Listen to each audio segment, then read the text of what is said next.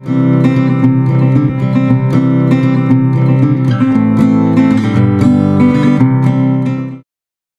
பெரிய அரசன் இந்த உலகம் பூராவையும் ஆண்டுக்கிட்டு இருந்தான். ரொம்ப காலம் அப்படி அரசாட்சி பண்ணிக்கிட்டு இருந்தான். திடீர்னு அவனுக்கும் சில எதிரிகள் முளைச்சாங்க. அவங்கெல்லாம் ஒன்று சேர்ந்து இவனை தோற்கடிச்சுட்டாங்க. தோற்று போனதும் இவனுக்கு பயம் வந்துட்டுது, எங்கே எதிரிகள் நம்ம கொண்டுடுவாங்களோ அப்படின்னு. வெளியில் வந்தால் தனக்கு ஆபத்துன்னு பயந்துக்கிட்டு யாருக்கும் தெரியாமல் ஒரு குகைக்குள்ளே போய் பதுங்கி கிடக்கிறான். நிலைமையை பாருங்கள். முதல் நாள் அரண்மனையில் அதிகாரம் பண்ணிக்கிட்டு இருந்தவன் மறுநாள் குகையில் பயந்து போய் பதுங்கி கிடக்கிறான். ராத்திரி நேரம் வந்தது, பசி வயத்தை கிள்ளுது, பிச்சை எடுத்து சாப்பிட வேண்டிய நிலைமை. பிச்சை எடுக்கிறதுக்கு பாத்திரம் வேணுமே, என்ன பண்ணுறது அப்படின்னு அங்கேயும் இங்கேயும் பார்க்குறான். ஒரு மூலையில் யாரோ விட்டுட்டு போன ஒரு ஓடு கிடக்குது. அதை எடுத்துக்கிட்டு புறப்பட்டான். இருட்டில் வழி புரியல. ஏதோ ஒரு யூகத்தில் காலை மெதுவாக எடுத்து வச்சு நடந்து போயிட்டுருக்கிறான். வழியில் ஒரு கருப்பு நாய் படுத்து கிடந்தது. இருட்டில் அவன் இது கண்ணுக்கு சரியாக தெரியல. அவனுக்கு தவறி போய் காலை வச்சுட்டான் அது மேலே. நாய் சும்மா இருக்குமா, வள்ளுன்னு விழுந்து கடிச்சு விட்டுது. காலை பார்க்குறான், காலத்தையும் நினச்சி பார்க்குறான். அரண்மனையில் வீரக்கழல் அணிந்த காலை உடைய மன்னா அப்படின்னு புகழ்வாங்களே புலவர்கள்லாம். ஆனால் அது இன்றைக்கி நாய் கடித்த காலம் ஆகிட்டுதே அப்படின்னு நினைக்கிறான். அது மட்டும் இல்லை, முன்னாடியெல்லாம் பொற்கிண்ணங்களில் தான் அவன் சாப்பிடுவான். ஆனால் இப்போது உடஞ்சி போன ஓட்டு, அது ஓட்டை கையில் வச்சுக்கிட்டு நிற்கிறான். அதில் யாராவது சாப்பாடு போடுவாங்களான்னு. முன்னாடியெல்லாம் நிறைய பேர் அரண்மனைக்கு வருவாங்க. அரசருக்கு காணிக்கைன்னு சொல்லி இவன் காலடியில் கொண்டாந்து கொட்டுவாங்க. அப்போலாம் இவன் அந்த ஜனங்களுடைய முகத்தை திரும்பி கூட பார்க்குறதில்ல. ரொம்ப கர்வமாக உட்காந்துருப்பான். அதே ஆள் இன்றைக்கி எல்லார் கண்ணுலேயும் படுறது மாதிரி பிச்சை எடுத்துக்கிட்டு இருக்கிறான். அப்போலாம் காணிக்கைகளை தன்னுடைய கையால் வாங்கிறது தனக்கு கௌரவ குறைச்சல்னு நினச்சி தன்னுடைய வேலைக்காரங்களை விட்டு தான் அதை வாங்க சொல்லுவான். இப்போ பார்த்திங்கன்னா அவனே தன் கையாலேயே பிச்சை வாங்குறான். நினச்சி பாருங்கள். அந்த மனுஷன் முதல் நாள் அரசன், மறுநாள் பிச்சைக்காரன். எவ்வளோ வித்தியாசம். செல்வம் தான் இப்படி ஒரு வித்தியாசம் ஏற்படுறதுக்கு காரணம். அப்படிப்பட்ட செல்வம் வாழ்க்கையை நடத்துறதுக்கு நமக்கு தேவை தான். ஆனால் அதையே நாம் அடைய வேண்டிய பயனாக நினைக்கிறோம் பாருங்கள், அதுதான் வேடிக்கை.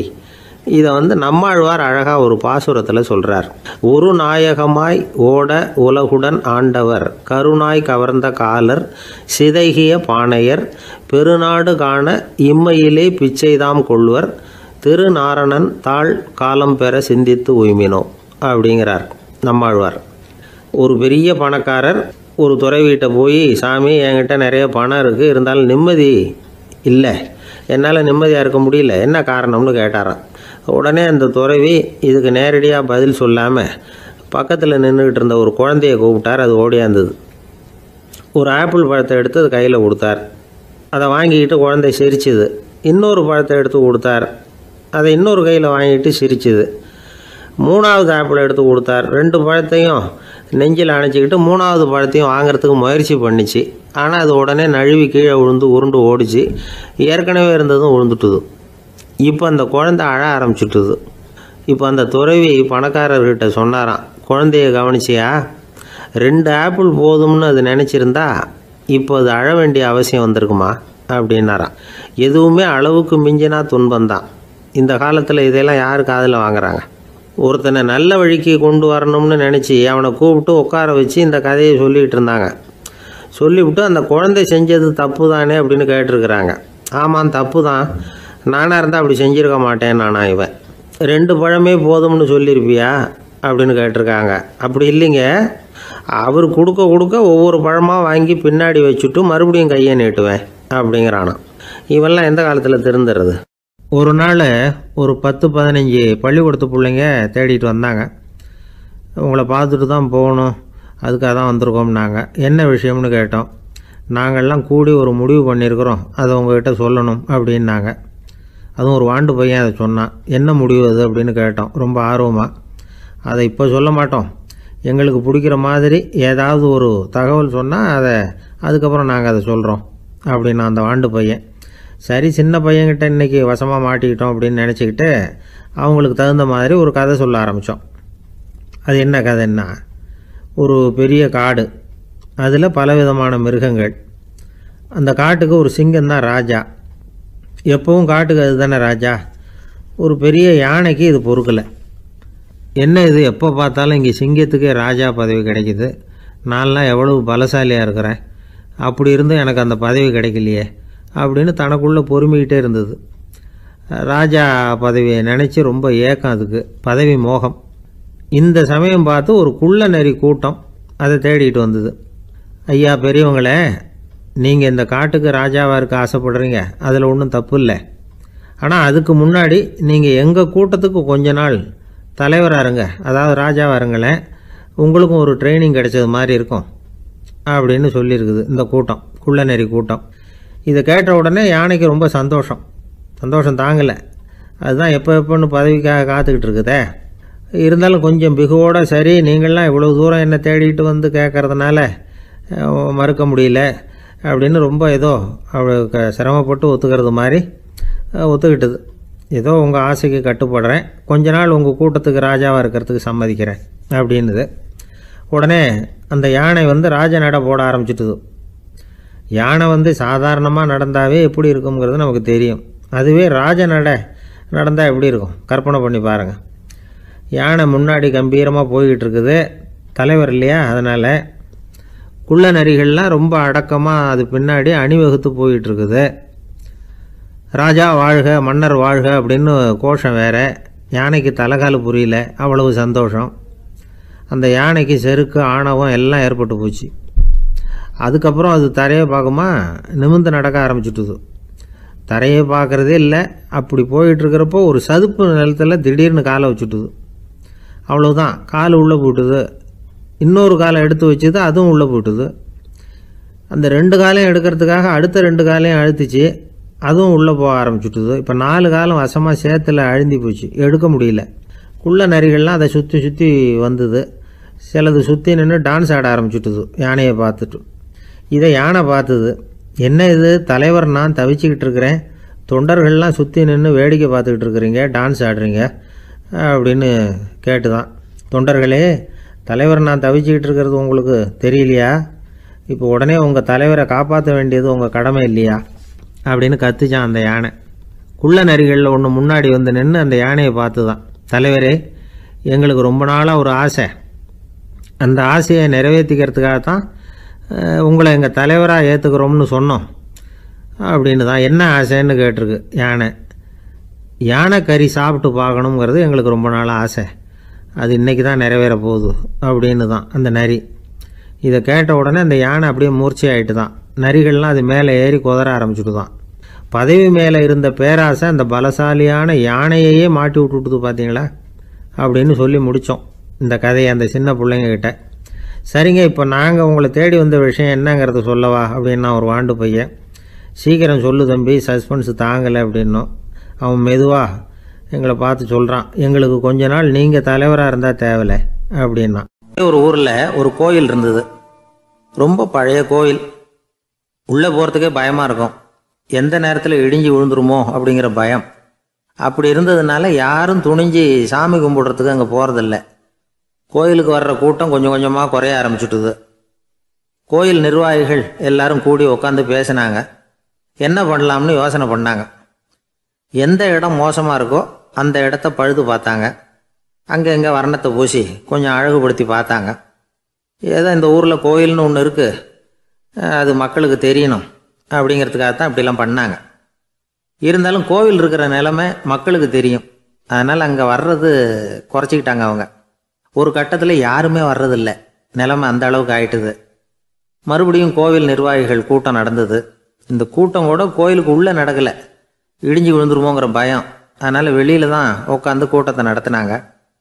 ஏன்னா உள்ளே போகிறதுக்கு அவங்களுக்கும் துணிச்சல் கிடையாது, எந்த நேரமும் விழுந்துரும் போல் இருந்தது அது. அது வழியாக போகிறவங்க கூட வேகமாக அந்த இடத்த கடந்து போக ஆரம்பிச்சிட்டாங்க. கோவில் நிர்வாகிகள் வெளியில் உட்காந்து கூட்டம் போட்டாங்க இல்லையா, அந்த கூட்டத்தில் 4 தீர்மானங்களை நிறைவேற்றினாங்க. அது என்ன 4 தீர்மானம்னா, முதல் தீர்மானம், இந்த கோவிலை இடிப்பது அப்படிங்கிற முடிவை இந்த கமிட்டி மிகவும் வருத்தத்துடன் ஏற்றுக்கொள்ளுகிறது அப்படின்னு நிறைவேற்றினாங்க. இதுக்கு பதிலாக இன்னொரு கோவிலை உடனடியாக கட்டி முடிச்சுடணுங்கிறது 2வது தீர்மானம். 3வது தீர்மானம் என்ன தெரியுமா, பழைய கோவிலின் கதவுகள், அதிலிருந்து பிரித்து எடுக்கிற செங்கல், இதையே புது கோவில் கட்டுவதற்கு பயன்படுத்தி கொள்ள வேண்டியது பழைய கோவில் இருந்த மாதிரியே அதே வடிவத்தில் புது கோவிலையும் கட்ட வேண்டியது. பழைய கோவிலின் அஸ்திவாரத்தை அப்படியே வச்சுக்கிட்டு அதுக்கு மேலே நாம் கோயிலை கட்டிக்க வேண்டியது. இதுதான் 3வது தீர்மானம். இதையும் கமிட்டி முழு மனசோடு ஏற்றுக்கிட்டது. இது வரைக்கும் சரி. இப்போ அந்த கமிட்டி 4வதாக ஒரு முக்கியமான தீர்மானத்தை கொண்டுக்கிட்டு வந்து அதையும் ஏகமனதாக நிறைவேற்றி விட்டுது. அது என்ன தீர்மானம்னா, புதிய கோவில் கட்டி முடிக்கிற வரைக்கும் பழைய கோவிலை இடிக்கிறதில்லை அப்படிங்கிற தீர்மானம். எப்படி இருக்குது பாருங்கள் இது. பழசை இடிக்காத வரையில் அதே இடத்துல புதுசாக எப்படி கட்ட முடியும்? பல விஷயங்களில் நாம் நடந்துக்கிற முறையும் இப்படி தான் இருக்குதான். வாழ்க்கையில் முன்னேறணும்னு ஆசைப்படுவோம். அதே நேரத்தில் அந்த முன்னேற்றத்துக்கு எது தடையாக இருக்கோ அதை விட்டு விடுறதுக்கும் மனசு வராது. வெளிநாட்டில் ஒரு பெரிய விருந்து நடந்துக்கிட்டு இருந்துதான். எல்லாரும் மது கோப்பையும் கையுமா அலைஞ்சிக்கிட்டு இருக்கிறாங்க.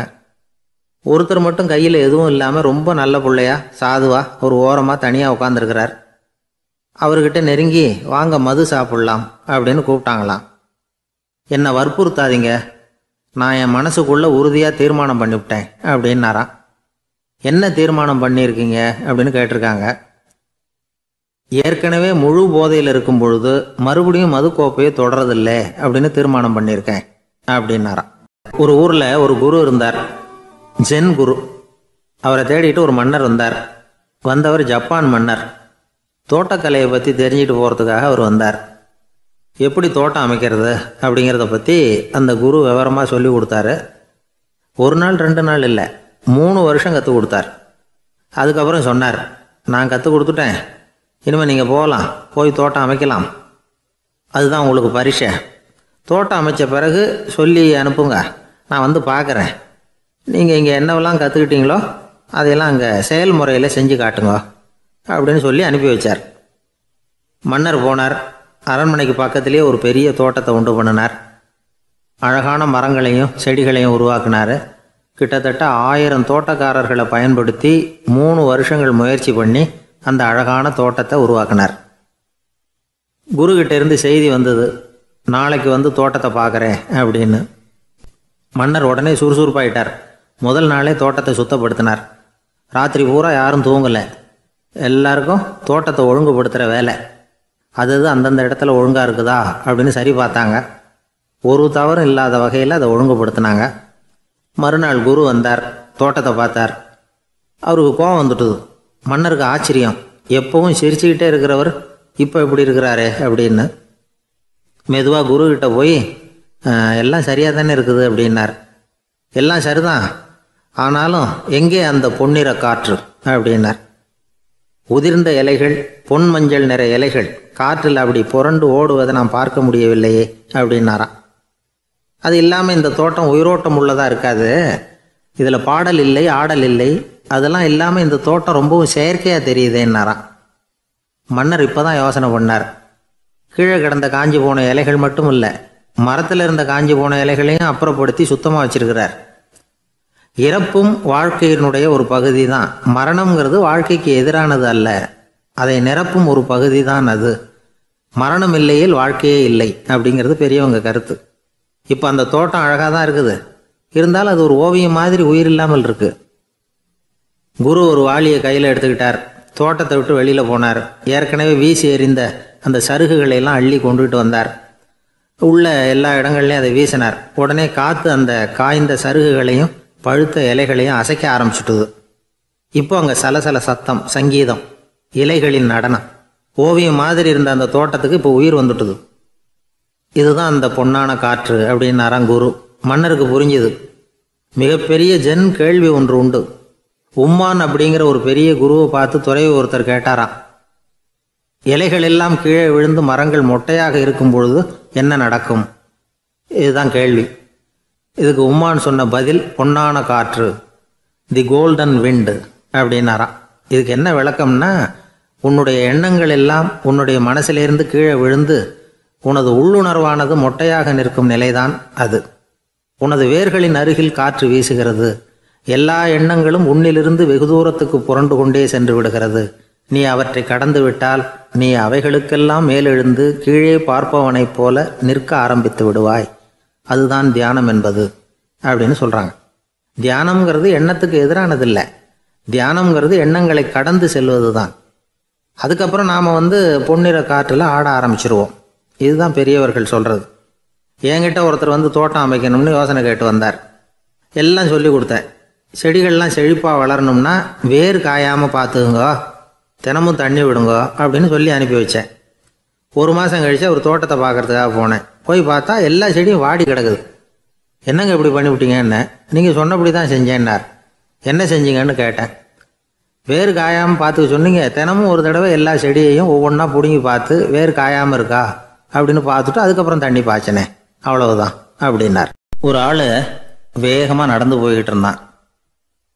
அவன் வேகமாக நடக்கிறதுக்கு காரணம் வெயில் காலம், காலில் செருப்பு இல்லை, மணல் பாதை, அதுதான் வேகம். காலில் செருப்பும் இல்லாமல் கையில் குடையும் இல்லாமல் அந்த ஆள் வெயிலில் நடந்து போய்கிட்டு இருக்கிறான். அந்த சமயத்தில் இன்னொருத்தன் குதிரை மேலே ஏறி அந்த வழியாக வந்துக்கிட்டு இருக்கிறான். அவன் காலில் செருப்பும் இருந்தது, கையில் குடையும் இருந்தது. நடந்து போய்கிட்டு இருந்தவன் அந்த குதிரை ஆசாமியை பார்த்து கேட்டான், ஐயா, நீங்களும் குதிரை மேலே உட்காந்துக்கிட்டு போய்கிட்டு இருக்கிறீங்க, அப்படி இருக்கிறப்போ உங்களுக்கு அந்த செருப்பு என்னத்துக்கு? அதை எனக்கு கொடுத்து உதவலாமே அப்படின்னா. குதிரை மேலே உட்காந்துருந்தவன் யோசனை பண்ணி பார்த்தான். இவன் சொல்கிறது நியாயம்தானே அப்படின்னு சொல்லி தன்னுடைய செருப்பை கழட்டி அந்த வழிப்போக்கனுக்கு கொடுத்துட்டான். ரொம்ப நல்லதுங்க அப்படின்னு சொல்லி இவன் அதை வாங்கி காலில் மாட்டிக்கிட்டான். அதுக்கப்புறம் மறுபடியும் இவன் ஆரம்பித்தான், ஐயா, நீங்கள் குதிரையில் போகிறதுனால போக வேண்டிய இடத்துக்கு வேகமாக போய் சேர்ந்துருவீங்க, அதனால் உங்கள் கையில் அந்த குடை என்னத்துக்கு? நான் நடந்து போயிட்டுருக்கிறவன், ரொம்ப நேரம் நடக்க வேண்டியிருக்கும் இந்த வெயிலில், அதனால் அந்த குடையையும் எனக்கு கொடுங்களேன் அப்படின்னா. குதிரை வீரன் யோசனை பண்ணி பார்த்தான். இதுவும் நியாயம்தானே அப்படின்னு அவனுக்கு தோணுச்சு. உடனே இறக்கப்பட்டு தன் காலில் இருந்த செருப்பை கொடுத்தது மாதிரியே தன் கையில் இருந்த குடையையும் இவங்கிட்ட கொடுத்துட்டான். அதுக்கப்புறம் அவன் நிம்மதியாக புறப்பட்டான். இப்போ மறுபடியும் கை தட்டி அவனை நிறுத்தினான். கீழே நின்றுக்கிட்டு இருந்தவன், என்னப்பா ஏன் என்ன நிறுத்தினேன், இன்னும் ஏதாவது வேணுமா உனக்கு அப்படின்னா குதிரையில் இருந்தவன். இவன் மெதுவாக வாயை திறந்து அந்த குதிரையையும் என்கிட்ட கொடுத்துருங்களேன்னா. அந்த குதிரை வீரன் இப்போ ஒரு கணம் யோசனை பண்ணி பார்த்தான். உடனே என்ன பண்ணான் தெரியுமா? தன்கிட்ட இருந்த குதிரை சவுக்கை எடுத்தான். குதிரை சவுக்கால் அந்த ஆளை வாங்குவாங்கன்னு வீசி தள்ளிவிட்டான். இவ்வளவு சவுக்கடியும் வாங்கிக்கிட்டு இந்த ஆள் என்ன பண்ணான் தெரியுமா? சிரிக்கிறான். அடி வாங்கிட்டு யாராவது சிரிப்பாங்களா? குதிரை வீரனுக்கு ஒன்றும் புரியல. என்னப்பா அது, ஏன் இப்படி அடி வாங்கிட்டு இப்படி சிரிக்கிறியே அப்படின்னு கேட்டான்.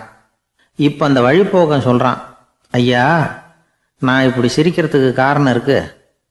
இப்படி குதிரை கேட்டு உங்ககிட்ட அடி வாங்கலேன்னு வச்சுக்கோங்க, என் உயிர் உள்ள வரைக்கும் மனசில் ஒரு தவிப்பு இருந்துக்கிட்டே இருக்கும். செருப்பையும் கொடையையும் கேட்ட உடனே கொடுத்தவன் குதிரையையும் கேட்டிருந்தா கொடுத்துருப்பானோ அப்படிங்கிற பேராசையில் ஏங்கிக்கிட்டே இருந்திருப்பேன். இப்போ உங்ககிட்ட அடி வாங்கின பிறகு என்னுடைய அந்த சந்தேகம் தீர்ந்து போச்சு. என்னுடைய ஆசைக்கு எல்லை எது அப்படிங்கிறத எனக்கு புரிஞ்சுட்டுது அப்படின்னு சொல்லிவிட்டு அவன் நடக்க ஆரம்பிச்சிட்டானான். ஆசைக்கும் எல்லை உண்டு அப்படிங்கிறத விளக்கறதுக்காக வாரியார் சுவாமிகள் சொல்கிற கதை இது. இந்த காலத்துலேயும் ஒருத்தன் அது மாதிரி கொடை செருப்போட குதிரையில் போய்கிட்டு இருந்தான். எதிரில் நடந்து வந்தவன், ஐயா, உங்கள் கொடையை எனக்கு கொடுங்களேன்னு கேட்டான். உடனே அவன் குதிரையிலேருந்து கீழே குதிச்சு அவனை சாட்டையால் அடிக்க ஆரம்பிச்சிட்டான். இன்னொருத்தர் அந்த வழியாக வந்தவர் இதை பார்த்தார். ஏன்பா, அவன் கேட்டான், உன்னால் முடியலன்னா இல்லைன்னு சொல்லிட வேண்டியது தானே, அதுக்காக ஏன் இப்படி அவனை போட்டு அடிக்கிறேன்னு கேட்டார். உங்களுக்கு விவரம் புரியாது சார், காலம் ரொம்ப கெட்டு போச்சு. கேட்டதை கொடுத்தேன்னு வச்சுக்கோங்க, இந்த குதிரையே என்னோடது, அவன் திருடிக்கிட்டு போகிறான் அப்படின்னு என் பேரில் புகார் கொடுக்க ஆரம்பிச்சிருவான் சார் அப்படின்னா. அது எப்படி அவ்வளோ உறுதியாக சொல்கிறேன்னு கேட்டார் அவர். ஏற்கனவே அது மாதிரி ஒருத்தன் பேரில் புகார் கொடுத்துட்டு தான் இந்த குதிரையை நான் தள்ளிட்டு வந்துக்கிட்டு இருக்கிறேன் அப்படின்னார். ஒரு சன்னியாசி, அவர் ஒரு நாள் ஒரு கனவு கண்டாராம். அந்த கனவில் அவர் சொர்க்கத்துக்கு போகிறார். அங்கே ஒரு பெரிய திருவிழா நடந்துக்கிட்டு இருக்குது. எங்கே பார்த்தாலும் அலங்கார வளைவுகள், வண்ணமயமான விளக்குகள், பாதைகள் பூரா மலர்கள், எல்லா கட்டடங்களும் ஒளிமயம். அவ்வளவு கோலாகலமாக பிரம்மாண்டமாக அந்த திருவிழா நடந்துக்கிட்டு இருக்குது. அது என்ன திருவிழாங்கிறது இந்த சன்னியாசிக்கு புரியல. அங்கே எதிரில் வந்துக்கிட்டு இருந்த ஒருத்தரை நிறுத்தி, என்ன விசேஷம் இங்கே அப்படின்னு விசாரிச்சாராம். உனக்கு தெரியாத விஷயம், இன்னைக்கு இறைவனுக்கு பிறந்த நாள், அதை தான் எல்லாரும் சேர்ந்து கொண்டாடுறோம். இதுக்காக பிரம்மாண்டமான ஊர்வலம் ஒன்று வரப்போகுது. இறைவனே அந்த ஊர்வலத்தில் கலந்துக்கிறார் அப்படின்னார் அவர். உடனே அந்த சன்னியாசி ஒரு மரத்து நிழலில் ஒதுங்கி நின்றுக்கிட்டார். ஊர்வலம் வந்துக்கிட்டு இருக்குது. முதல்ல ஒரு குதிரை வந்துக்கிட்டு இருக்கு. அது மேலே ஒருத்தர் உட்காந்துருக்கிறார். அவருக்கு பின்னாடி நிறைய பேர் கூட்டமாக வந்துக்கிட்டு இருக்கிறாங்க. இவ்வளவு கூட்டம் இவர் பின்னாடி வருதே, யார் இவர் அப்படின்னு கேட்டார். ஒரு மதத்தின் பேரை சொல்லி இவர் அந்த மதத்தின் தலைவர், அவரை பின்பற்றுகிற மக்கள் கூட்டம் பின்னாடி வந்துக்கிட்டு இருக்குது அப்படின்னு விவரம் சொல்லியிருக்கிறாங்க. இவங்களுக்கு அடுத்தபடியாக இன்னொரு குதிரையில் ஒருத்தர் வந்துக்கிட்டு இருக்கிறார். அவருக்கு பின்னாடி ஏகப்பட்ட கூட்டம். இவர் யாருங்க அப்படின்னு கேட்டிருக்கார் சன்னியாசி. அங்கே இருக்கிறவங்க விவரம் சொல்லியிருக்கிறாங்க. இன்னொரு மதத்தின் பெயரை சொல்லி இவர் அந்த மதத்தினுடைய தலைவர், அவர் வழியை பின்பற்றுகிறவர்கள் அவர் பின்னாடி கூட்டமாக வந்துக்கிட்டு இருக்கிறாங்க அப்படின்ட்டு இருக்காங்க. இப்படி ஒவ்வொருத்தராக குதிரை மேலே வந்துக்கிட்டே இருக்கிறாங்க. அவங்கள பின்பற்றியும் ஒவ்வொரு கூட்டம் வந்துக்கிட்டே இருக்குது. அந்த பெரிய ஊர்வலம் அது பாட்டுக்கு போய்கிட்டு இருக்குது. கடைசியாக அது முடிஞ்சது ரொம்ப நேரம் கழித்து. அதுக்கப்புறம் கொஞ்சம் நேரம் கழித்து ஒரு வயசான ஆள் குதிரை மேலே வந்துக்கிட்டு இருக்கிறார். ஆனால் அவருக்கு பின்னாடி யாருமே இல்லை. அவர் பரிதாபமாக தனியாக வந்துக்கிட்டு இருக்கிறார். அவர் அந்த ஊர்வலத்தை சேர்ந்தவரா இல்லையாங்கிறதே தெரியல. இவர் யார், இவர் ஏன் இப்படி தனியாக வந்துக்கிட்டு இருக்கிறார் அப்படின்னு கேட்டிருக்கார் அந்த சன்னியாசி. என்னது இப்படி கேட்குறீங்க? இவர் தான் கடவுள். இவருக்காக தான் இன்றைக்கி இந்த ஊர்வலமே நடக்குது. இவருக்கு தான் இன்றைக்கி பிறந்த நாள். முன்னாடி போகிற ஊர்வலம் பூரா இவருடைய பிறந்த நாளை கொண்டாடுறதுக்காக தான் அப்படின்ட்டுருக்காங்க. இதை கேட்டதும் அந்த சன்னியாசிக்கு திடுக்குன்னு தூக்கி போட்டிருக்கு. இது வரைக்கும் கனவு கண்டுக்கிட்டு இருந்தவர் முடிச்சுக்கிட்டார். அதுக்கப்புறம் தான் யோசித்து பார்த்துருக்கார். உண்மைதான், மக்கள் எல்லாரும் பக்தி மார்க்கத்தில் போகிறதா நினச்சிக்கிட்டு பாதை மாறி போய்கிட்டு இருக்கிறாங்க. கடவுளை பின்பற்றுவதாக நினைக்கிறாங்க பக்தர்கள். ஆனால் கடவுளுக்கு பின்னாடி யாருமே இல்லை. இன்னமும் இயல்பாக இதை பற்றி யோசித்து பார்த்தா உண்மைக்கு பின்னாடி தான் நான் போய்கிட்டு இருக்கேன் அப்படின்னு நிறைய பேர் சொல்கிறாங்க. ஆனால் அந்த உண்மை அனாதையாக போய்கிட்டு இருக்குது. அப்படி ஆகிட்டுது உலகம். இந்த காலத்துலேயும் ஒரு ஊர்வலம், ஒரு பெரிய மனுஷருக்கு பிறந்த நாள் விழா. அவர் குதிரை மேலே ஏறி முன்னாடி போய்கிட்டு இருக்கிறார். அவருக்கு பின்னாடி ஒரு 100 பேர் தொண்டர்கள் அவங்க பாட்டுக்கு போகிறாங்க. எல்லாம் பணம் கொடுத்து ஏற்பாடு பண்ணவங்க. எல்லாம் பணம் வாங்கிட்டு பின்னாடி போயிட்டுருக்குறாங்க. கொஞ்சம் தூரம் நடந்ததும் கால் வலிக்க ஆரம்பிச்சுட்டுது. ஒவ்வொருத்தராக அப்படியே ஒதுங்க ஆரம்பிச்சிட்டாங்க. அதான் முன்னாடியே பணம் கிடச்சிட்டுதே, இனிமேல் ஒதுங்கினா என்னன்னு ஒதுங்கிட்டாங்க. ஒரு கட்டத்தில் குதிரையில் போகிறவர் தற்செயலாக திரும்பி பார்க்குறாரு. பின்னாடி யாருமே இல்லை. எல்லோரும் ஓடி போயிட்டாங்க. ஒரே ஒரு ஆள் மட்டும் ரொம்ப விசுவாசமாக பின்னாடி நடந்து வந்துக்கிட்டு இருந்தான். ஏன்ப்பா நீ மட்டும் வந்துக்கிட்டு இருக்கிறியே, நீ வீட்டுக்கு போகலையான்னு கேட்டிருக்காரு அவர். நீங்கள் அந்த குதிரையையும் அதுக்குள்ளே வாடகை பணத்தையும் கொடுத்துட்டீங்கன்னா நானும் போயிடுவேன் அப்படின்னு நானாம் இந்த ஆள். ஒரு ஊரில் ஒருத்தர் இருந்தார். ரொம்ப நல்லவர். யாருக்காவது ஏதாவது கொடுத்துக்கிட்டே இருப்பார். கொடையாளி. தினமும் யாராவது ஒருத்தருக்கு ஏதாவது கொடுக்கலன்னா அவருக்கு தூக்கம் வராது. அப்படி ஒரு பழக்கம். அது மட்டும் இல்லை, அவர் கொடுக்கறது அடுத்தவங்களுக்கு தெரியாது. அவ்வளவு ரகசியமாக அதை கொடுப்பார். வலது கை கொடுக்கறது இடது கைக்கு தெரியக்கூடாதுன்னு சொல்லுவாங்கள்ல, அது மாதிரி அவர். ஒரு நாள் ராத்திரி அவர் ஏற்கனவே தயாராக கட்டி வச்சிருந்த பணம் முடிச்ச கையில் எடுத்துக்கிட்டு வீட்டை விட்டு வெளியில் வந்தார். தெருவில் இறங்கி நடந்தார். இன்னைக்கு யாருக்கு தர்மம் செய்கிறது அப்படின்னு யோசனை பண்ணிட்டு இருட்டில் நடந்து வந்துக்கிட்டு இருக்கிறார். யாரோ ஒருத்தர் எதிரில் வர்றது மாதிரி தெரிஞ்சுது. உடனே அவர்கிட்ட போனார். தன்கிட்ட இருந்த பணம் முடிச்சு அவசரமாக அவர் கையில் திணிச்சுட்டு திரும்பி வந்துட்டார். அப்பாடா, ஒரு வழியாக யாருக்கும் தெரியாமல் இன்னைக்கு தர்மம் பண்ணியாச்சு அப்படிங்கிற மகிழ்ச்சி, மன நிறைவு அவர் முகத்தில். நிம்மதியாக தூங்கினார். அப்புறம் எழுந்திரிச்சார். மறுநாள் காலையில் ஊர் பூரா ஒரே பேச்சு. என்ன பேச்சுன்னா, நேற்று ராத்திரி ஒரு திருடன் கையில் யாரோ பணத்தை கொடுத்துட்டு போயிருக்கிறாங்க அப்படின்னு எல்லாரும் பேசிக்கிட்டு இருக்கிறாங்க. இதை கேள்விப்பட்டதும் அந்த பெரியவருக்கு ரொம்ப வருத்தமாக போச்சு. அடடா, போயும் ஒரு திருடனுக்காக உதவி பண்ணியிருக்கிறோம், பிரயோஜனம் இல்லாமல் போட்டுதே அப்படின்னு நினச்சார். சரி, இன்னைக்கும் யாருக்காவது உதவி பண்ணணும் அப்படின்னு முடிவு பண்ணினார். ராத்திரி நேரம் வந்தது. இவர் வழக்கம் போல் தெருவில் இறங்கி நடந்தார். கையில் பணம் முடிச்சு. எதிரில் ஒரு பெண் உருவம் மங்கலாக தெரிஞ்சது. இவர் உடனே அந்த பெண்கிட்ட பணத்தை கொடுத்துட்டு திருப்தியாக திரும்பி வந்துட்டார். மறுநாள் காலையில் ஊர் பூரா என்ன பேசிக்கிட்டாங்க தெரியுமா? நேற்று ராத்திரி நெறி தவறி நடக்கிற ஒரு பெண்ணின் கையில் யாரோ பணத்தை வச்சுட்டு போயிருக்கிறாங்க அப்படின்னு எல்லாரும் பேசிக்கிறாங்க. அடடா, இன்னைக்கும் தவறுதலாக நடந்து போச்சு அப்படின்னு ஒரு வருத்தப்பட்டார். இருக்கட்டும், இன்னைக்கும் ஏதாவது தர்மம் பண்ணுவோம் அப்படின்னு நினச்சிக்கிட்டாரு. 3வது நாள் ராத்திரியும் புறப்பட்டார். இப்பவும் எதிரில் ஒருத்தர் வந்தார். இவர் பணத்தை கொடுத்தார், திரும்பி வந்துட்டார். மறுநாள் மக்கள் என்ன பேசிக்கிட்டாங்கன்னா, நேற்று ராத்திரி ஒரு செல்வந்தர் கையில் யாரோ பணத்தை கொடுத்துட்டு போயிருக்கிறாங்க அப்படின்னு பேசிக்கிட்டாங்களாம். அவருக்கு ரொம்ப வருத்தமாக போட்டுது. என்ன இது தினம் இப்படி ஆகிட்டு இருக்குதே அப்படின்னு நினச்சிக்கிட்டே படுத்து தூங்கினார். அன்னைக்கு ராத்திரி ஒரு கனவு. அந்த கனவுல இறைவன் வந்து சொன்னாராம், இதை பாருப்பா, நீ கொடுத்த தர்மம் வீணா போயிடல. உன்கிட்ட பணம் வாங்கின அந்த திருடன் திருந்திட்டான், அந்த பொண்ணும் திருந்திட்டா, அந்த செல்வந்தனும் கொடையாளி ஆயிட்டான், எல்லாருக்கும் உதவி பண்ண ஆரம்பிச்சுட்டான் அப்படின்னு சொன்னாராம். இந்த கதையை சொன்னவர் யாருன்னா நபிகள் நாயகம். இதுல உள்ள கருத்து என்னன்னா, நல்ல மனசோட தர்மம் பண்ணுனா அது வீணா போறதில்லை.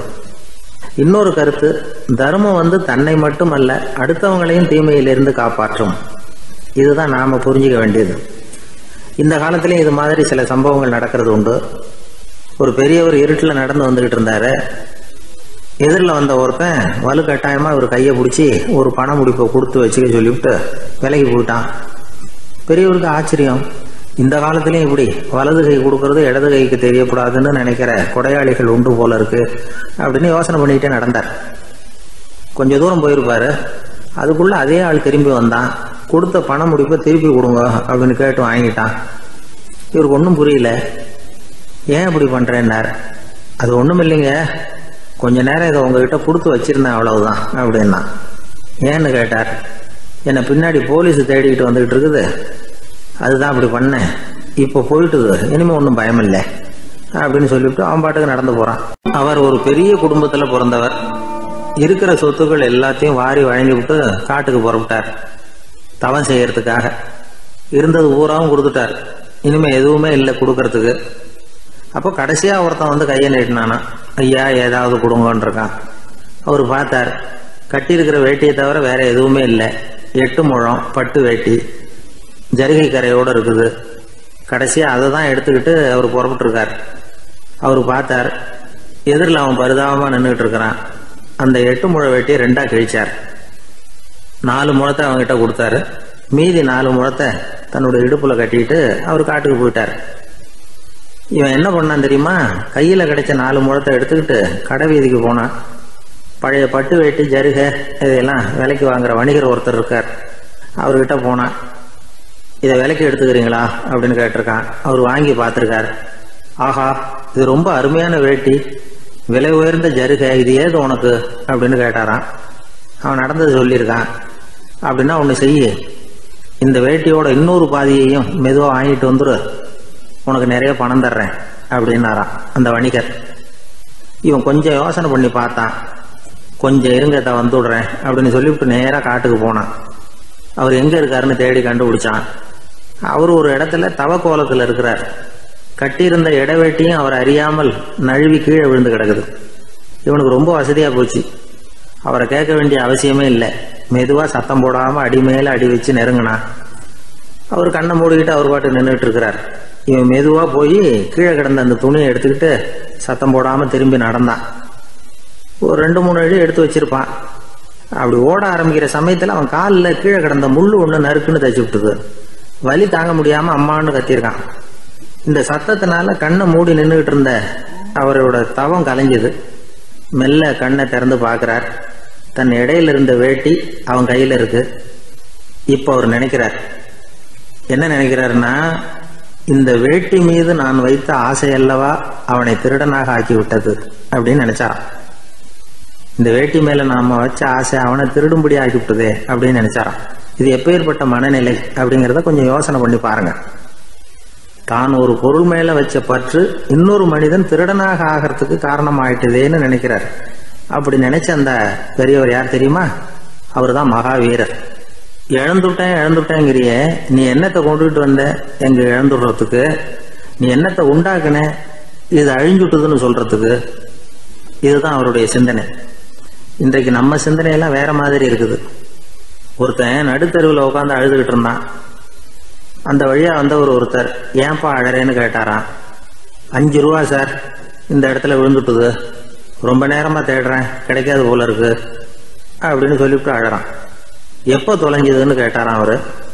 அது எனக்கு தெரியாது சார், பணத்தை தொலைச்சவன் தேடி பார்த்துட்டு போயிட்டான், நான் அவனுக்கு பின்னாடி தேட வந்தவன் அப்படின்னு நானா இவன். நம்மள மாதிரி ஒரு ஆசாமி அவன் நம்மள மாதிரியே கற்பனை பண்ணான். அதாவது நாம தான் இந்த உலகத்துல ரொம்பவும் கஷ்டப்படுறோம், மற்றவங்க எல்லாம் சந்தோஷமா இருக்கிறாங்க அப்படின்னு அவன் நினைச்சுக்கிட்டான். அவன் ஒரு நாள் கடவுளை வேண்டிக்கிட்டானான், சுவாமி, இந்த உலகத்துல எவ்வளவோ பேர் இருக்கிறாங்க, ஒவ்வொருத்தருக்கும் ஒவ்வொரு விதமான கஷ்டம் இருக்கலாம், ஒத்துக்கிறேன். இருந்தாலும் எனக்கு அது கொஞ்சம் அதிகமா இருக்கிறது மாதிரி தெரியுது. அதனால நீங்க எனக்காக ஒரு சின்ன உதவி செஞ்சா போதும். அது வேற ஒண்ணும் இல்ல, என்கிட்ட இருக்கிற துயரங்களை இன்னொருத்தர் யாருகிட்டயாவது கொடுத்துருங்க, அவர்கிட்ட இருக்கிற துயரங்களை என்கிட்ட மாத்தி கொடுத்துருங்க. ஒரு மியூச்சுவல் டிரான்ஸ்பர், அவ்வளவுதான். அப்படி பண்ணிவிட்டா போதும் அப்படின்னு வேண்டிக்கிட்டானான். அன்னைக்கு ராத்திரியே அவன் ஒரு கனவு கண்டிருக்கான். வானத்திலிருந்து ஒரு குரல் கேட்டிருக்கு. அது என்ன சொல்லிச்சு தெரியுமா? ஏ ஜனங்களே, எல்லாரும் அவங்கவுங்க கஷ்டங்களை ஒரு பையில போட்டு எடுத்துக்குங்க. அப்படி எடுத்துக்கிட்டு நேரா இந்த ஊர் எல்லையில இருக்கிற கோயிலுக்கு வந்து சேருங்க அப்படின்னு அந்த குரல். ஆஹா, கடவுள் நம்ம பிரார்த்தனைக்கு செவி சாய்ச்சுட்டார் அப்படின்னு சந்தோஷப்பட்டான் இவன்.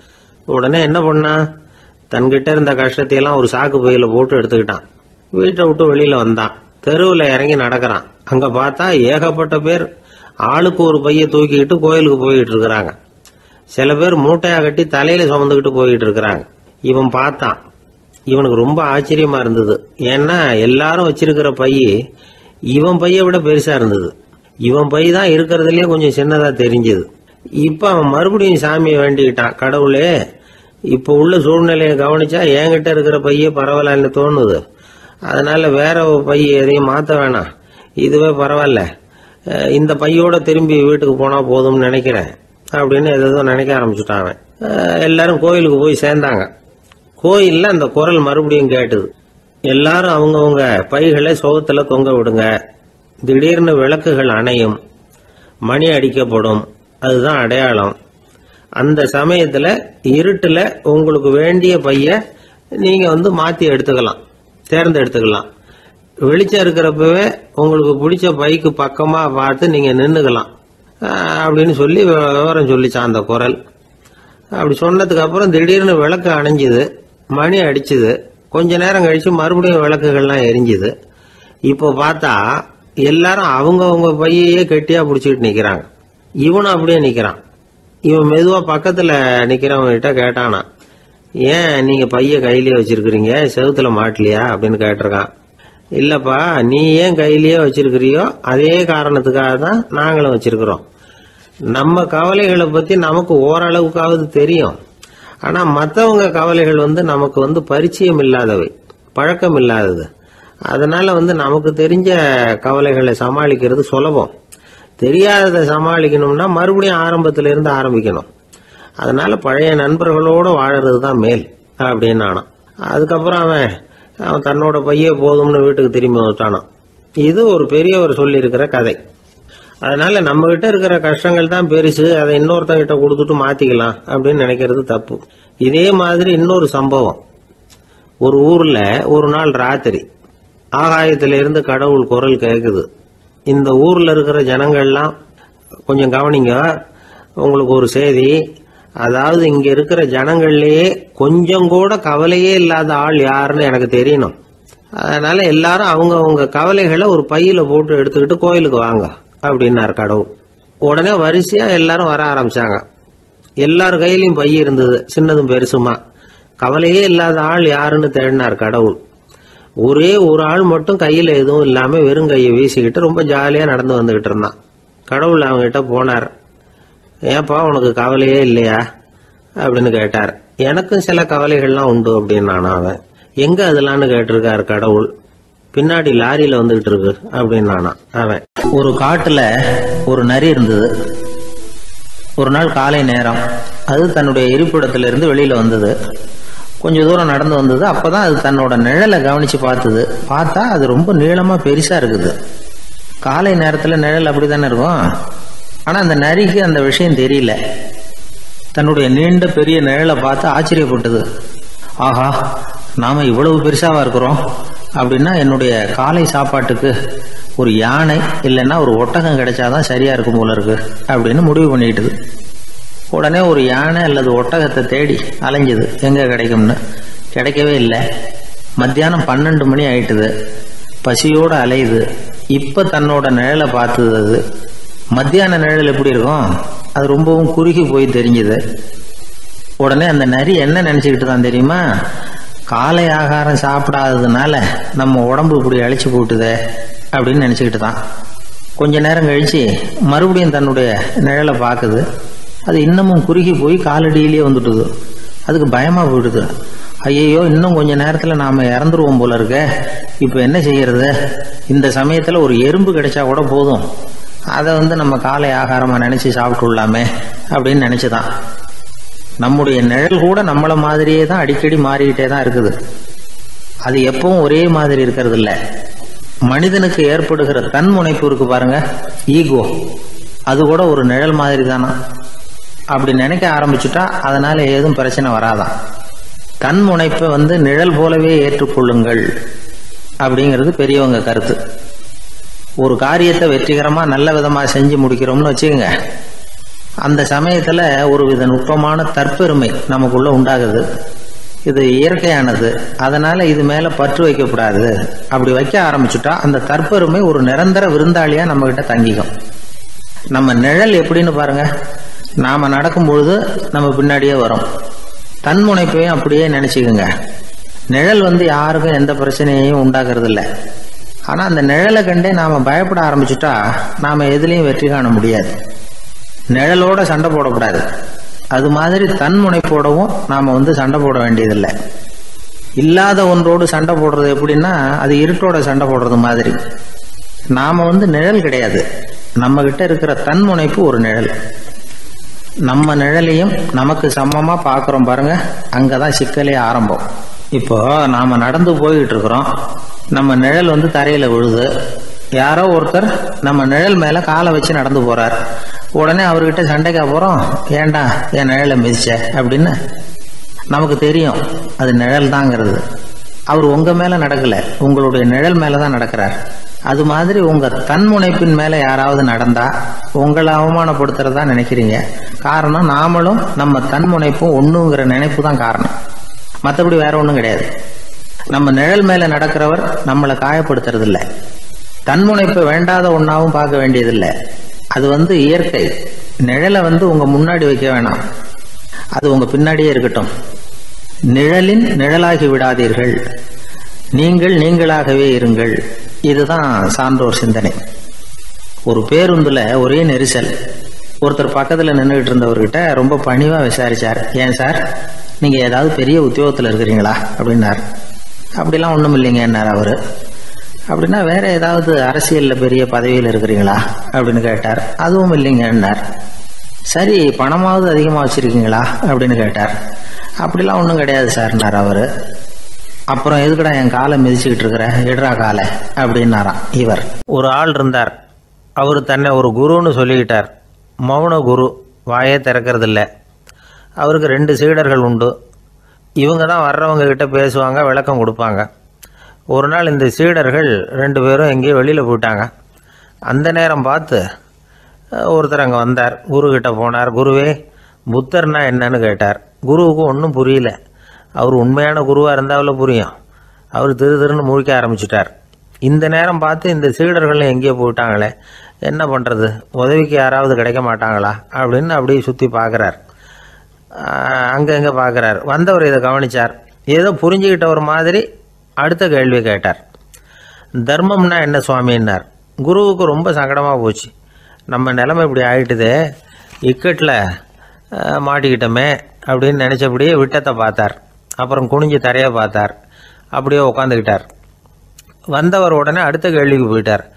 தியானம்னா என்ன சுவாமின்னார். பாவம் என்ன பண்ணுவார் அந்த குரு, பேசாமல் கண்ணை கெட்டியாக மூடிக்கிட்டார். இது ஏதடா வம்பா போச்சுன்னு. இவர் இப்படி பண்ணால் கூட வந்தவர் சளைக்கலை. இன்னொரு கேள்வியும் கேட்டார். ஆசீர்வாதம்னா என்ன அப்படின்னார். இவர் பார்த்தார், இப்படியே போனால் இவர் கேள்வி கேட்குறத நிறுத்த மாட்டார் அப்படின்னு நினச்சிக்கிட்டு எனக்கு ஒன்றுமே தெரியாதுங்கிற பாவனையில் 2 கையையும் விரித்து காட்டினார். வந்தவர் முகத்தில் மகிழ்ச்சி, மன நிறைவு, ஏதோ எல்லாம் புரிஞ்சுக்கிட்ட ஒரு மாதிரி அங்கேருந்து புறப்பட்டு போனார். வழியில் அந்த குருவோட சீடர்கள் 2 பேரையும் சந்தித்தார். உங்கள் குருவை தான் பார்த்துட்டு வரேன்னார் இவர். என்ன நடந்ததுன்னு கேட்டாங்க. இவர் வரமாக சொல்கிறார், உங்கள் குரு எவ்வளவு பெரிய ஞானி தெரியுமா?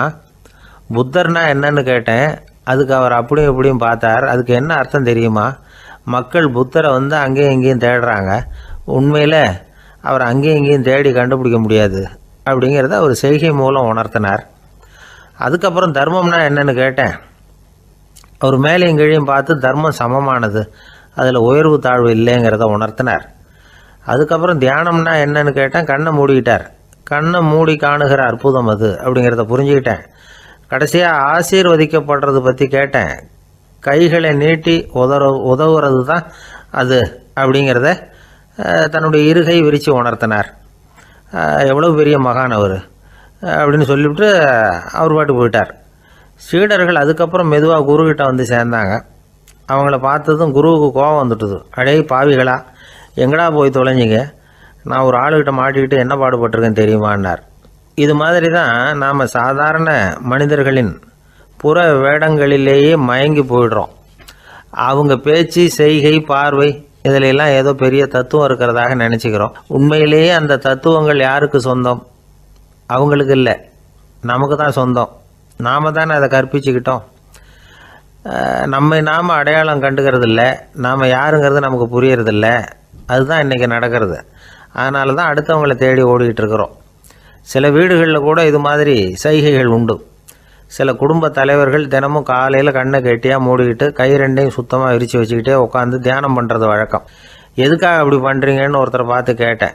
இந்த மாதம் வாங்கின சம்பளம் பூரா தீர்ந்து போச்சு, இனிமேல் என் கையில் சுத்தமாக ஒன்றும் இல்லை, புதுசாக எதுவும் செலவு வச்சுடாதே அப்படிங்கிறத அப்படி உள்ளங்கை ரெண்டையும் விரித்து காட்டி அவங்களுக்கு உணர்த்துறேன் அப்படின்னார். எனக்கு வாழ்க்கையில் ஒரே ஒரு ஆசை தான் சார் அப்படின்னார் ஒருத்தர். அது என்னன்னு கேட்டேன். ஆசைகளை ஒழிச்சுடணுங்கிறது தான் என்னோட ஆசை அப்படின்னார்.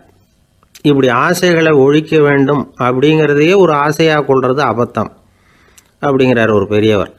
இது மாதிரி ஆசைகளை ஒழிக்க ஆசைப்பட்டால் அந்த நோக்கம் நிறைவேறாதான். அந்த முயற்சியால் புதுசாக சில துன்பங்கள் தான் சேருமா. அதில் புதுசாக ஒரு ஆசை தலை தூக்கும் அப்படிங்கிறார் அவர். ஆசைகளை தானாக விழ வச்சுடலாம். அதுக்கு வழி என்ன தெரியுமா? எந்த ஒரு ஆசையையுமே பூரணமாக நிறைவேற்றி கொள்ள முடியாதுங்கிறத உணரணும். அதை உணர்ந்தால் ஆசைகள் தானாக விழுந்துடும்.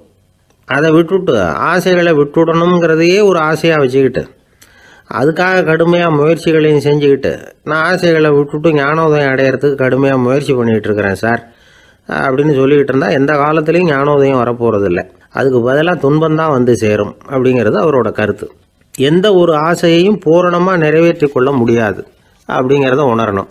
ஒரு ராஜா, அவர் மனசில் அமைதி இல்லை, எப்பவும் கஷ்டப்பட்டுக்கிட்டே இருந்தார். இந்த துன்பத்தை போக்குறதுக்கு பல வழிகளில் என்னென்னமோ முயற்சியெல்லாம் பண்ணி பார்த்தார், ஒன்றும் சரியாக வரல. கடைசியாக ஒரு காரியம் பண்ணார். அதாவது ஒரு வேதாந்தியை தேடிட்டு போனார். அவரை பார்த்து கேட்டார், ஐயா, என்னுடைய துன்பங்கள்லேருந்து நான் விடுபடணும், அதுக்கு சுலபமாக ஏதாவது ஒரு வழி இருந்தால் சொல்லுங்களேன் அப்படின்னு கேட்டுக்கிட்டார். அதுக்கு அந்த வேதாந்தி சொன்னார், அதுக்கு ஒரு வழி சொல்கிறேன், அது மாதிரி செய். அதாவது உன்னுடைய ராஜ்யத்துக்குள்ளே போதுங்கிற மனசோடு வாழ்கிற ஒருத்தனை கண்டுபிடிக்கணும். அப்படி கண்டுபிடிச்சி அவனுடைய சட்டையை வாங்கி நீ போட்டுக்கணும். அப்படி போட்டுக்கிட்டா உன்னுடைய துன்பம் தீர்ந்துடும் அப்படின்னார். உடனே ராஜாவுக்கு ரொம்ப மகிழ்ச்சி. அரண்மனையில் இருந்த அத்தனை பேரையும் ஆளுக்கு ஒரு பக்கமாக அனுப்புனார், தேட சொன்னார். போதுங்கிற மனசுடைய ஒருத்தனை கண்டுபிடிச்சி கொண்டுகிட்டு வாங்க அப்படின்னார். எங்கெங்கேயோ தேடி கடைசியாக ஒரு ஆளை கண்டுபிடிச்சாங்க. அவன் போதுங்கிற மனசோடு இருக்கிறவன் தான். ஆனால் அவன்கிட்ட சட்டை எதுவும் இல்லை. இடையில கட்டியிருக்கிற துண்டே போதுங்கிற மனசோடு அவன் வாழ்ந்துக்கிட்டு இருக்கிறான். சட்டை இருந்தாவில் ராஜா வாங்கி மாட்டிக்க முடியும். அந்த வேதாந்தி ஏன் அப்படி சொன்னாருங்கிறதுக்கான அர்த்தம் இப்போ தான் ராஜாவுக்கு புரிஞ்சுதான். இது வரைக்கும் சொன்னதெல்லாம் ஞான மார்க்கத்தை தேடிக்கிட்டுறவனுக்கான உள்ள தகவல். இப்போ இன்றைக்கி இளைஞர்கள் இதை கேட்டுவிட்டு நமக்கு ஆசையே வேணாம் அப்படின்னு முடிவு பண்ணிவிட்டா வாழ்க்கையில் முன்னேறவே முடியாது. நம்முடைய முயற்சிக்கு ஆசை தான் தூண்டுகோல். அதனால் இந்த ஆசையையும் அந்த ஆசையையும் போட்டு குழப்பிக்கக்கூடாது. ஆனால் ஒன்று, பேராசை நமக்கு தேவையில்லை. நாம் படுற ஆசையிலேயும் ஒரு நியாயம் இருக்கணும். ஏன்னா நம்மளில் சில பேர் நீங்கள் தான் சார் சொன்னீங்க, அதனால தான் ஆசைப்பட்டேன், அரை தான் கிடச்சிது மிச்சம் அப்படிம்பாங்க கன்னத்தை தடவிக்கிட்டே. அதனால் இப்போல்லாம் எந்த தகவலை சொன்னாலும் ரொம்ப எச்சரிக்கையாக இருக்க வேண்டியிருக்குது. ஒரு ஆள் ஒரு கடை வச்சு வியாபாரம் பண்ணிக்கிட்டு இருந்தான். அவனுக்கு ரொம்ப பேராசை, நிறைய பணம் சேர்க்கணும்னு. திடீர்னு ஒரு நாள் அவனுக்கு உடம்பு ரொம்ப சுகம் இல்லாமல் போயிட்டுது. இனிமேல் பிழைக்கிறது கஷ்டங்கிற நிலைமை. மரணப்படுகையில் இருக்கிறான். சொந்தக்காரங்கள்லாம் சுற்றி உட்காந்துருக்குறாங்க. இவன் மெதுவாக கண்ணை திறந்து பார்க்குறான். என் வீட்டுக்காரி எங்கேன்னா, இதோ இருக்கேன் அப்படின்னாங்க அந்த அம்மா. பசங்கள்லாம் எங்கேங்கிறான், இதோ பக்கத்தில் தான் நின்றுக்கிட்டு இருக்கிறோங்கிறாங்க. பொண்ணுங்க எங்கேங்கிறான், எல்லாம் இங்கே தான் இருக்கிறோம் அப்படிங்கிறாங்க. எல்லாம் இங்கே தான் பக்கத்தில் தான் இருக்கோம், நீங்கள் கவலைப்படாதீங்கன்னு சொல்கிறாங்க எல்லாம். அவன் மெதுவாக கஷ்டப்பட்டு வாயை திறந்து, அட பாவிங்களா, எல்லாரும் இங்கே இருந்தால் அங்கே கடையை யார் கவனிக்கிறது அப்படின்னானான். ராமகிருஷ்ணர் வாழ்ந்த காலத்தில் நடந்த ஒரு நிகழ்ச்சி இது. அப்போது ஒரு ஓவியர் இருந்தாராம். அவருக்கு ஒரு ஆசை, ராமகிருஷ்ணர் படத்தை வரையணும், அதை அவர்கிட்டயே கொண்டுட்டு போய் காட்டி அபிப்பிராயம் கேட்கணும். இதுதான் அந்த ஓவியரின் ஆசை. உடனே ராமகிருஷ்ணர் படத்தை வரைஞ்சி முடித்தார். அதை எடுத்துக்கிட்டு போனார். இவர் போன சமயம் அங்கே ராமகிருஷ்ணர் சீடர்களோடு உட்காந்துருக்கிறார். விவேகானந்தர் அங்கே இருக்கிறார். இந்த ஓவியர் கொண்டுகிட்டு போய் தான் வரைந்த ஓவியத்தை அவர்கிட்ட காட்டினார். ராமகிருஷ்ண பரமஹம்சரின் ஓவியத்தை ராமகிருஷ்ணர்கிட்டயே காட்டுறார். ராமகிருஷ்ணர் என்ன பண்ணார் தெரியுமா? அந்த படத்தை பார்த்தார். உடனே அது காலை தொட்டார். குருதேவருடைய இந்த செயல் சீடர்களுக்கு ரொம்ப வியப்பை உண்டு பண்ணிச்சு. சில பேர் மனசுக்குள்ளேயே ரொம்ப குழம்பி போக ஆரம்பிச்சிட்டாங்க, என்ன இப்படி பண்ணுறாருன்னு. என்ன இது அவரோட படம், அவரே அவரோட படத்தின் காலை தொடுறார் அப்படின்னு யோசித்தாங்க. சில பேர் ஒன்றும் புரியாமல் ஒருத்தர் பார்த்து சிரிச்சுக்கிட்டாங்க. அந்த இடத்துல சீடர்கள் மட்டும் இல்லை, சீடர் அல்லாத பல பேர் இருந்தாங்க. தன்னுடைய காலை தானே தொடர இவருடைய செயல் பற்றி என்ன நினைக்கிறது அப்படின்னு அவங்களும் குழம்பி போய் நிற்கிறாங்க. அந்த படத்தை வரைஞ்சி அவர்கிட்ட காட்டின அந்த ஓவியருக்கும் அதிர்ச்சி. இருந்தாலும் அவர் சீடர் கிடையாது. அதனால் கொஞ்சம் துணிச்சலை வர வச்சுக்கிட்டு கேட்டார், என்னங்க இது, என்னால் என்னுடைய கண்களையே நம்ப முடியல. இது உங்கள் சொந்த உருவப்படம், நீங்கள் உங்கள் சொந்த கால்களையே தொடுறீங்க, இது எங்களுக்கு கொஞ்சம் சங்கடமாக இருக்குதே அப்படின்னார். ராமகிருஷ்ணரின் கண்களில் ஆனந்த கண்ணீர் வழிஞ்சுதான். அவர் சொன்னாராம், இது என்னோட படம்ங்கிறது எனக்கு தெரியும், ஆனால் இது என்னோட படம்ங்கிறதுனால நான் இதோட காலை தொடலை.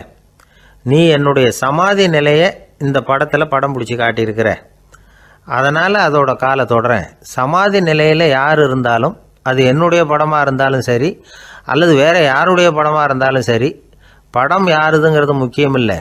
இதில் எது முக்கியம்னா அது தன்னை உணர்ந்த ஒரு உணர்நிலையின் படம். அப்படி இருக்கிறப்போ அதோட காலை நான் தொடணும். அதுக்கு நீங்கள் எல்லாரும் ஏன் சங்கடப்படுறீங்கன்னு எனக்கு தெரியல அப்படின்னாராம். இப்போ தான் அங்கே இருந்து சீடர்களுக்கும் மற்றவங்களுக்கும் விவரம் புரிஞ்சுதான். இதுக்கு முன்னாடி யாரும் செய்யாததை இவர் செஞ்சிருக்கிறார், ஆனால் அவருடைய காரணம் ரொம்ப நியாயமானது அப்படிங்கிறத உணர்ந்தாங்களாம். இதுவரைக்கும் ஆன்மீகத்தில் சமாதி நிலை, அதாவது தன்னை உணர்ந்த நிலை பற்றி புரிஞ்சுக்கிட்டோம். இல்லறத்தில் ஏற்படக்கூடிய சமாதி நிலை பற்றி உங்களுக்கு தெரியுமா? ஒரு அம்மா டாக்டர்கிட்ட வந்து சொன்னாங்களாம், டாக்டர், என் வீட்டுக்காரருக்கு உடம்புல ஏதோ கோளாறுன்னு நினைக்கிறேன், நான் எவ்வளவு நேரம் பேசினாலும் காதில் விழாத மாதிரி உட்காந்துருக்கிறார் அப்படின்னு ஆகலாம். அதுக்கு அந்த டாக்டர் சொன்னாராம், அம்மா, அது உடம்பு கோளாறு இல்லை, அது ஒரு பெரிய திறமை அப்படின்னாராம். ஒரு ரயில் வேகமாக போயிட்டுருக்கு. அது ஒரு ரயில்வே ஸ்டேஷனில் கொஞ்ச நேரம் நின்றுது. அப்போது அதில் ஒரு ஆள் ஏறினார். தலையில் ஒரு மூட்டையை வச்சுருந்தார். மூட்டையை தலையில் சுமந்துக்கிட்டே உள்ளே வந்தார். மூட்டையை தலையில் சுமந்துக்கிட்டே ஒரு இடத்துல உட்காந்தார். ரயில் மறுபடியும் புறப்பட்டது. இவர் தன் தலையில் இருந்த மூட்டையை கீழே இறக்கி வைக்கணும்ல, வைக்கல, சுமந்துக்கிட்டே வரார். எதிரில் உட்காந்துருந்தவர் கேட்டார், ஏங்க ஏன் இப்படியே உட்காந்துருக்குறீங்க தலையில் மூட்டையை வச்சுக்கிட்டு, மூட்டையை கீழே இறக்கி வைக்கலாமே அப்படின்னார். வேணாங்க, பாவம், தலையில் இருக்கிற மூட்டையை இறக்கி ரயிலில் வச்சா ரயிலுக்கு பாரம் அதிகமாக இருக்கும் அப்படின்னார் அவர். இப்படி ஒரு ஆளை பார்த்தா நமக்கு சிரிப்பு தான் வரும். ஏன்னா ரயிலுங்கிறது அந்த மூட்டையையும் சேர்த்து சுமந்துக்கிட்டு தான் போகுது. அவன் அந்த மூட்டையை தலையில் வச்சுருந்தாலும் ஒன்று தான், தரையில் வச்சுருந்தாலும் ஒன்று தான். அதனால் ரயிலுக்கு எந்த மாற்றமும் ஏற்பட போகிறதில்ல. அதே மாதிரி தான் நம்ம மனமும். இதுவும் ஒரு தேவையில்லாத சுமை, அனாவசியமாக சுமந்துக்கிட்டு இருக்கிறோம். இதை கீழே இறக்கி வச்சுட்டா வாழ்க்கை பிரயாணம் சுகமாக இருக்கும். ரயில் பிரயாணம் பண்ணுற அந்த ஆள் மூட்டையை சுமக்கிறான், வாழ்க்கை பிரயாணம் பண்ணுற நாம மனசை சுமக்கிறோம். இது ரெண்டுக்கும் எந்த வித்தியாசமும் இல்லை. மனசை கீழே இறக்கி வச்சுட்டா பாரம் இல்லாமல் வாழலாம், பறவைகள் மாதிரி பறக்கலாம், குழந்தைகள் மாதிரி கள்ளங்கபடம் இல்லாமல் வாழலாம். இந்த வெளி உலகத்தில் நாம் நிலை பெற்று இருக்கணும், வேரூன்றி இருக்கணும். அதே சமயம் நம்முடைய உள்வெளியில் ஆன்மீக வாழ்க்கையில் பாரம் இல்லாமல் இருக்கணும். அப்போ பறக்கணும், நதியை போல் ஓடணும், மிதக்கணும், பயணம் சுகமாக இருக்கும், களைப்பு தெரியாது, கவலை தெரியாது. ஒரு சீடன் போதி தர்மரை நாடி வந்தான். குருவே, நீங்கள் என்ன வெறுமையாக இருக்க சொன்னீங்க, நான் இப்போ மறுபடியும் வெறுமையானவன் ஆகிட்டேன், அதனால் இப்போ என்ன செய்ய சொல்கிறீங்க என்ன அப்படின்னு சொல்லி நின்னான். உடனே அந்த குரு பக்கத்தில் இருந்த ஒரு குச்சியை எடுத்து அவன் தலையில் அடித்து, போய் அந்த வெற்றுத்தன்மையையும் வீசி எறிந்து விட்டு வா அப்படின்னார். நான் இப்போ காலியாக இருக்கிறேன்னு ஒருத்தன் சொல்கிறான்னு வச்சுக்கோங்க, அது உண்மை இல்லை. ஏன்னா இன்னமும் அதில் நான்கிற எண்ணம் இருக்குது. எந்த சிந்தனையும் இல்லாமல் இருக்கிறது கடினம்தான். ஆனாலும் மனிதன் அதில் உள்ள நுட்பத்தை புரிஞ்சுக்கிட்டான்னா இவ்வளவு தூரம் தூக்கி சுமந்துக்கிட்டு வந்த அந்த மனதின் முட்டாள்தனத்தை அவனே பார்த்துட்டு சிரிப்பான். இதுதான் பெரியவங்க சொல்லியிருக்கிற ஆலோசனை. நம்மால் ஒருத்தன் தலையில் ஒரு பெரிய மூங்கில் கூடையோட ரயிலில் உட்காந்தான். கூடை தலையில் இருந்தது, கீழே இறக்கி வைக்கல. எதிரில் இருந்தவர் கேட்டார், ஏங்க எதுக்காக அதை அனாவசியமாக சுமந்துக்கிட்டே இருக்கீங்க, கீழே இறக்கி வைங்களேன்னார். இல்லைங்க, நான் வீட்டை விட்டு புறப்படும் பொழுதே என் பையன் சொல்லிவிட்டான் கூடையை தலையை விட்டு இறக்கக்கூடாதுன்னு அப்படின்னார். அவன் சின்ன பையன், விவரம் இல்லாமல் சொல்லியிருப்பான். இப்போ என்ன நேரில் வந்தால் பார்த்துக்கிட்டு இருக்கிறான், நீங்கள் இறக்கி வைங்கன்னார் அவர். அவன் நேரில் பார்த்துக்கிட்டு இல்லை, இருந்தாலும் நான் இந்த கூடையை கீழே இறக்கி வச்சா அது அவனுக்கு தெரிஞ்சிடும் அப்படின்னாரு இவர். அது எப்படின்னார் அவர். அவன் தனக்கு டிக்கெட் வாங்க வேணாம்னு சொல்லி இப்போ இந்த கூடைக்குள்ளே தான் உட்காந்துருக்கிறான் அப்படின்னார் இவர். ஒரு பெரிய நினைவு மண்டபம், அதுக்கு முன்னாடி ஒரு அப்பாவும் பிள்ளையும் நின்றுக்கிட்டு இருக்கிறாங்க. அந்த வழியாக போகிறவங்க வர்றவங்கெல்லாம் அந்த இடத்துல நின்று அது என்ன மண்டபம் அப்படின்னு விசாரிக்க ஆரம்பித்தாங்க. அந்த அப்பாவும் பிள்ளையும் தான் வர்றவங்களுக்கெல்லாம் விவரம் சொல்லிகிட்டு இருக்கிறாங்க. அதாவது இந்த இடத்துல ஒரு பெரிய மகான் சமாதி ஆகியிருக்கார், அவர் சமாதியான இடத்துல இந்த நினைவு மண்டபத்தை கட்டியிருக்கிறோம் அப்படின்னாங்க. ஊர் பூரா இந்த செய்தி பரவிச்சு. நிறைய பேர் அந்த இடத்த தேடி வர ஆரம்பித்தாங்க. இங்கே கொஞ்சம் நேரம் உட்காந்துட்டு போனால் மனசுக்கு ஒரு நிம்மதி கிடைக்கிது அப்படின்னாங்க. அங்கே இருந்த உண்டியலில் நிறைய காசு போட்டுட்டு போகிறாங்க. பணம் கிடுகிடுன்னு நிறைய சேர ஆரம்பிச்சுட்டுது. பணம் நிறைய சேர்ந்த உடனே அந்த அப்பாவுக்கும் பிள்ளைக்கும் தகராறு வந்துட்டுது. பணம் சேர்ந்தாலே சொத்து தகராறு வரத்தானே செய்யும், அது மாதிரி வந்துட்டுது. பையன் அடிக்கடி நிறைய பணம் கேட்க ஆரம்பித்தான். அப்பா பார்த்தார், யோசனை பண்ணார், ஒரு முடிவுக்கு வந்தார். ஒரு நாள் பையனை கூப்பிட்டார், இதை பாருப்பா, நமக்குள்ள தகராறு வேணாம், அப்பாவும் பிள்ளையும் இப்படி சண்டை போட்டுக்கிட்டா பார்க்குறவங்க தப்பாக நினைப்பாங்க, அதனால் நமக்குள்ளே சமரசமாக இதை தீர்த்துக்குவோம், என்ன சொல்கிற அப்படின்னார் அப்பா. சரின்னு நான் பையன். உடனே அந்த அப்பா என்ன பண்ணார் தெரியுமா, மகன்கிட்ட கொஞ்சம் பணத்தை கொடுத்தார், தன்கிட்ட இருந்த ஒரு கழுதையையும் கொடுத்தார். இதை வச்சு நீ பொழைச்சிக்கோ அப்படின்னு சொல்லி அனுப்பி வச்சுட்டார். மகன் அந்த கழுதையை எழுத்துக்கிட்டு அடுத்த ஊருக்கு போனான். வழியிலே அந்த கழுதை செத்து போச்சு. உடனே என்ன பண்ணலாம்னு யோசனை பண்ணான். ஒரு ஐடியா வந்தது. அந்த கழுதையை ஒரு சாலை ஓரமாக புதைச்சான். கையில் இருந்த பணத்தை வச்சு அந்த இடத்துல ஒரு கல் மண்டபம் கட்டினான். அந்த வழியாக 2 பேர் வந்தாங்க. இது என்ன மண்டபம்னு விசாரித்தாங்க. இந்த இடத்துல ஒரு பெரிய மகான் சமாதி ஆகிருக்கிறார் அப்படின்னா. இந்த செய்தி ஊர் பூரா பரவ ஆரம்பிச்சுட்டுது. நிறைய பேர் வந்து போக ஆரம்பித்தாங்க. இங்கே வந்தால் மனசுக்கு ஒரு பெரிய நிம்மதி கிடைக்குது அப்படின்னு வேற சொல்ல ஆரம்பித்தாங்க. வர வர கூட்டம் அதிகமாக வர ஆரம்பிச்சுட்டுது. உண்டியலில் பணம் நிறைய சேர்ந்துட்டுது. நகையெல்லாம் கூட கழட்டி காணிக்கையாக போட ஆரம்பிச்சுட்டாங்க. அப்பாவை விட மகன் பெரிய ஆளாயிட்டான். இதை கேள்விப்பட்டார் அப்பா. பையனை பார்த்துட்டு வரலாம்னு ஒரு நாள் புறப்பட்டு வந்தார். பையன் ஓஹோன்னு இருக்கிறான். பங்களா, காரு எல்லாம் வந்துட்டுது. எப்படிடா இந்த அளவுக்கு ஆனே அப்படின்னு விசாரித்தார். அப்பா, எல்லாம் உங்கள் ஆசீர்வாதம் தான், நீங்கள் கொடுத்த மூலதனத்தை வச்சு தான் இவ்வளவும் சம்பாதிச்சேன் அப்படின்னு நான் பையன். அது எப்படிறான்னு விசாரித்தார். அப்பா, நீங்கள் ஒரு கழுதை குட்டியும் கொஞ்சம் பணமும் என்கிட்ட கொடுத்து அனுப்பி வச்சிங்க, அதை எடுத்துக்கிட்டு வந்தேன். வர்ற வழியில் அந்த கழுதை செத்து போச்சு. உடனே யோசனை பண்ணேன், அந்த கழுதையை இந்த இடத்துல புதைச்சேன். கையில் இருந்த பணத்தை வச்சு மண்டபம் கட்டினேன். மகான் ஒருத்தர் சமாதி ஆகிருக்கார் அப்படின்னு வதந்தியை கிளப்பி விட்டேன். ஜனங்கள்லாம் ஏமாந்து போய் காசை கொண்டாந்து போட ஆரம்பிச்சிட்டாங்க. நான் பொழைச்சிக்கிட்டு இருக்கிறேன் அப்படின்னா. இப்போதான்டா நீ என் புள்ள அப்படின்னு சொல்லி சந்தோஷப்பட்டாரான் அந்த அப்பா. ஏன் அப்படி சொல்கிறீங்கன்னு கேட்டிருக்கான் பையன். கழுதை குட்டியை புதைச்சி மண்டபம் கட்டியிருக்கிற நீ, ஏற்கனவே நம்ம ஊரில் நாம் கட்டியிருக்கிறோமே மண்டபம், அது இந்த கழுதையோட அம்மாவை புதைச்ச இடம். மகான் சமாதி ஆகிருக்காருன்னு நானும் சும்மா கப்ஸாக தான் விட்டுக்கிட்டு இருக்கேன் அப்படின்னாரான் அப்பா. முட்டாள் ஜனங்களை நினச்சி அந்த 2 பேரும் சத்தம் போட்டு சிரிச்சாங்களாம். மனுஷன் ஏமாத்துறது ரொம்ப சுலபம். என் கூட படித்த ஒருத்தன் திடீர்னு ஒரு நாள் எல்லாருக்கும் அருள் வாக்கு சொல்ல ஆரம்பிச்சிட்டான். அவன் ஒரு ஆஃபீஸ்லேயும் வேலை பார்க்குறான். ஆஃபீஸில் உள்ளவங்கள்லாம் அவங்ககிட்ட வந்து அருள் வாக்கு கேட்குறது வழக்கம். ஒரு நாள் நான் முன்னாடி போய் உட்காந்து பேசிக்கிட்டு இருந்தேன். அப்போ அதே ஆஃபீஸில் வேலை பார்க்குற ஒருத்தர் அவங்ககிட்ட வந்து, சுவாமி, என் மேஜையில் வச்சுருந்த பேனா திடீர்னு காணாமல் போட்டுது, அது திரும்ப கிடைக்குமா எனக்கு அப்படின்னு கேட்டார். இவன் கண்ணை உருட்டி பார்த்துட்டு, அது உனக்கு கிடைக்காது, புதுசாக வேற ஒன்று வாங்கிக்கப்போ அப்படின்னா. சரின்னு அவர் போயிட்டார். அவர் போனதுக்கப்புறம் நான் மெதுவாக இவனை பார்த்து, அது எப்படிறா அது உனக்கு கிடைக்காதுன்னு அவ்வளோ உறுதியாக அவர்கிட்ட சொன்னேன் அப்படின்னு கேட்டேன். இவன் மெதுவாக என் காதுகிட்ட வந்து, அந்த பேனாவை கிளப்புனதே நான் தான் அப்படிங்கிறான்.